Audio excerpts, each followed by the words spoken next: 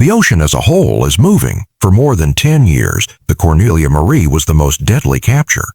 It was made popular by Captain Phil Harris. Josh and Jake, his kids, pledged to continue his legacy. However, everything changed irrevocably in August 2022. Josh had been hiding a sinister secret for 24 years until a long-lost court document came to light online. Discovery promptly removed any traces of the boat from their network due to the horrible nature of the incident. Almost immediately, all of the programs were taken down from streaming services. Everything Josh's father had created was destroyed by what he did as a teenager. At Horton Boats in Bayou La Batre, Alabama, the Cornelia Marie was constructed in 1989. It felt like the end of an era for that little shipbuilding town, which had been producing boats for generations. One of Elmo Horton's final large ships was the Cornelia Marie. A Marie. It was 28 feet broad and 128 feet long. Constructed from hefty steel, it had an 11.7-foot draft and was prepared for the harsh Bering Sea. It was propelled to 14x2 Cummins QS-19M diesel engines with 750 horsepower each. 5 knots, which gives it a significant advantage in the race to the crab grounds. Long journeys without turning around were possible thanks to the 28,500 gallons of fuel tanks and the 3,000 liters of fresh water. The boat was built for $2. $5 million, which was a lot of money at the time, but it soon showed that it was one of the most durable boats available. The wife of Ralph Collins, the man who commissioned it, gave it the name Cornelia Marie. In recognition of her contribution to his life and the fishing industry, Ralph named the boat after his wife, Cornelia Marie Collins. She worked closely with him and was more than just his wife. In a world where ships were typically called after myths or concepts, that name distinguished the boat. Cornelia became a co-owner of the boat, and her name remained on the hull even after the couple's divorce. From Kodiak to Dutch Harbor, the Cornelia Marie was easily identifiable thanks to its aquamarine and white paint and yellow banner. The Cornelia Marie had to contend with the Bering Seas from the beginning. It caught salmon, herring, king crab, and opilio crab. It had an advantage during those brief, intense crab seasons because of its enormous fuel and water supplies, which allowed it to stay out longer. The early crew, which included both seasoned and inexperienced members, had to contend with dangerous conditions, harsh gusts, and freezing waves. When the Big Valley collapsed in 2005, the Cornelia Marie even assisted in the hunt for survivors. One man survived. Long before it became well known on television, the boat gained a reputation for dependability and toughness as a result of these tests. The Cornelia Marie was already well known among fishermen in the 1990s and early 2000s. Its length increased by 22 feet due to a substantial overhaul, which also increased its crab capacity by 100,000 pounds. As a result, it was able to transport more than 300,000 pounds in one trip. The Cornelia Marie persevered throughout difficult circumstances when other vessels failed. It was renowned for both its crew's talent and efficiency. The boat's success was the result of perseverance, wise decisions, and ongoing improvements, characteristics that eventually made it ideal for reality television. The legend of Cornelia Marie included Bill Harris's story. He became co-owner after joining in the early 1990s, and in 1998 he assumed the role of captain. Harris had a strong sense of loyalty and was stern and demanding. He was devoted to his crew and supported them no matter what. He spent over 2 decades with the boat. Harris's path started when he dropped out of high school at the age of 17. He had been fishing with his father since he was 8 years old, and he was raised in Bottle, Washington. Who could forget such lines? More than 5.4 million viewers saw Phil's stroke and subsequent death. Many claimed they shared the Harris family's tears. Not only was Phil a captain, he turned to become Deadliest Catch's focal point. His words are still circulated online by fans. They continue to purchase hats and t-shirts bearing his quotes. His soul endures. Then there was the actual boat. Unlike the others, Cornelia Marie had a unique appearance. Its vivid blue and yellow hues made it simple to identify. It was more than just a show. The boat became a brand as a result. Hats, shirts, and model ships were purchased. When they spotted the ferry in port, they uploaded pictures. The Cornelia Marie's reputation endured even when it changed owners or took a vacation from the show. It became a representation of tradition and grit thanks to its daring paint job. The Cornelia Marie gained notoriety for its crab hauls as well. It had a reputation for producing large catches from the beginning.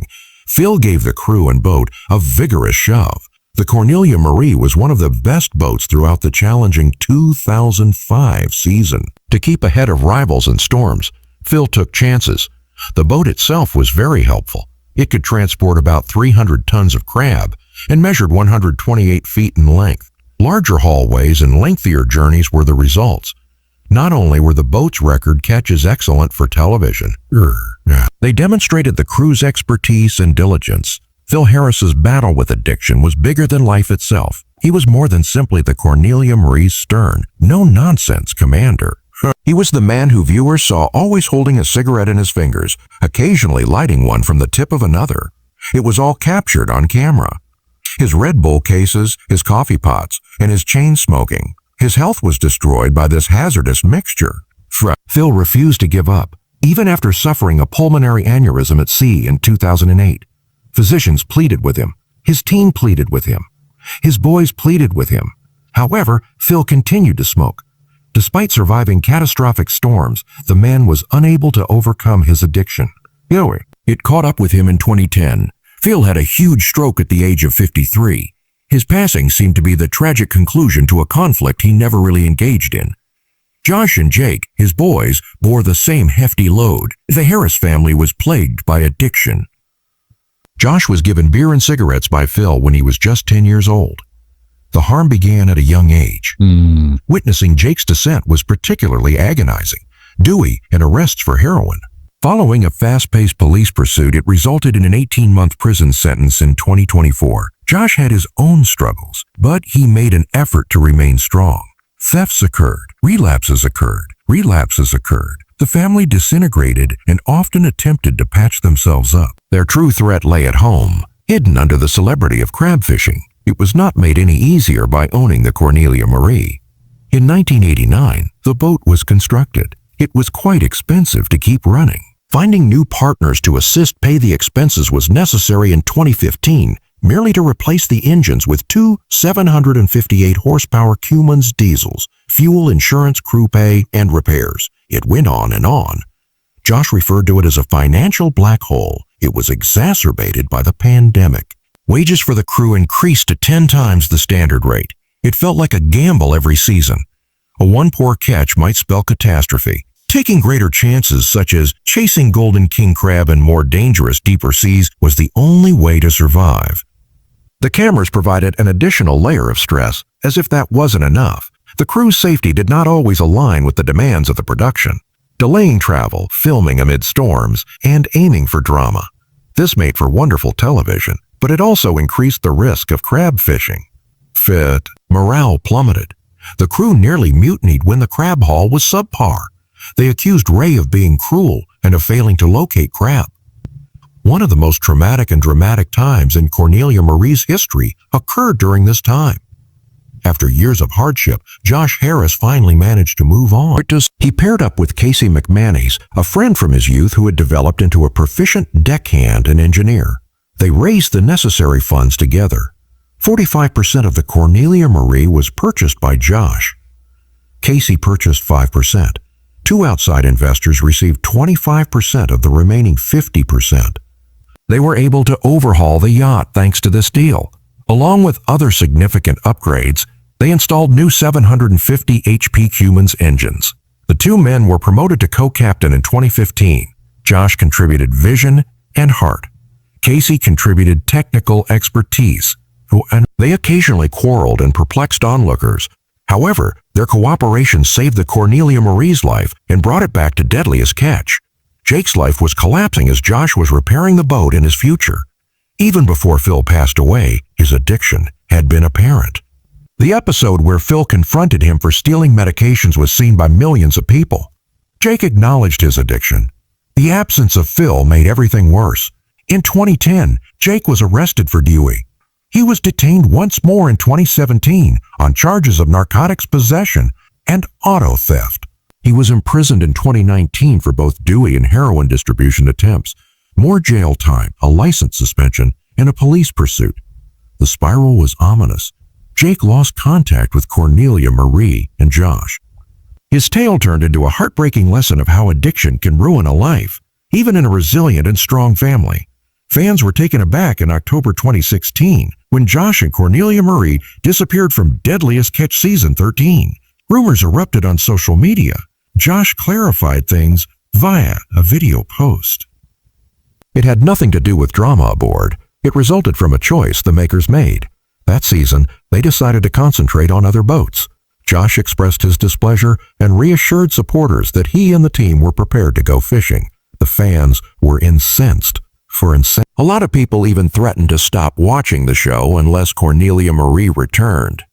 The entire event demonstrated the strong bond that people had with the Harris family and their yacht. It wasn't a personal choice to exclude the Cornelia Marie from that season. The goal of the network was to change up the plots. They believed that in order to maintain viewer attention after so many years, the show needed new perspectives. Josh and the team, however, were irritated by this move. The show was linked to their reputations and lives. It served as a sobering reminder that, in practice, the tale was dictated by TV producers. The Harris family experienced a horrible health problem on top of everything else, regardless of what actually occurs in real life. At one point, multiple family members were in the intensive care unit simultaneously. Renee Harris suffered a severe heart attack in July 2024. She was on life support for days, required a double bypass, and was in the intensive care unit for a week. 4 times, her heart stopped. Brain bleeds, strokes, and other medical crises were experienced by other family members. It was crushing stress. Instead of fishing or filming, they had to concentrate on surviving. No, supporting comments and financial donations were sent by fans who banded together. Josh's grandfather, Captain Grant Harris, passed away, which further compounded the grief. Josh was devastated by this second loss after losing Phil. He felt a great deal of pressure to live up to 2 generations of skipper while battling his personal issues. Josh has been candid about his battles with anxiety and despair, but those same setbacks have strengthened his resolve. Charges were not brought until the following year due to DNA delays. Josh was imprisoned for 9 months in 1999 after entering a plea to a lesser offense. Additionally, he had to do 2 years of therapy. Many believe that, considering the crime, the punishment was excessively mild. This horrible past remained secret for over 20 years. When the truth was eventually revealed, supporters felt deceived and furious, asking how such a grave act had gone unnoticed. Once word spread, Discovery acted swiftly. Josh and the Cornelia Marie had been completely removed from their presentations by September 2022. Bloodline was canceled. Streaming platforms in the US, Canada, and other countries stopped carrying old episodes. Even tweets and promotional posts vanished. The network does not want to be associated with the issue. Fans' opinions were divided. While some lamented Cornelia Marie's passing from their screens, others applauded Discovery's prompt response. Despite his innocence in all of this, Casey McManus, too, had to pay a price. Discovery also severed relations with Casey when they severed ties with Josh. His tenure on the show ended without his fault, and his contract was not renewed. Supporters thought it was unjust. Despite his long-standing admiration, Casey was caught in the middle of the tempest. Since then, he has changed careers and is now employed on tugboats. His TV run ended abruptly, demonstrating how quickly things can go wrong in reality TV. Cornelia Marie began a new chapter in 2024. Taylor Jensen revealed that he and other partners had purchased the boat on June 17. Jensen, Carrie Toya, Roger Thomas, and Jake Albanino were on the team. Fans were thrilled to see new faces eager to lead Cornelia Marie into the future as Albanino took over as captain. Although they respected the boat's heritage, the new owners made it apparent that fishing, not celebrity, would be their main priority. Cornelia Marie had been free of the Harris family shadow for the first time since Phil Harris's passing. With hope for a future based on hard effort at sea rather than drama on screen, a new era had begun.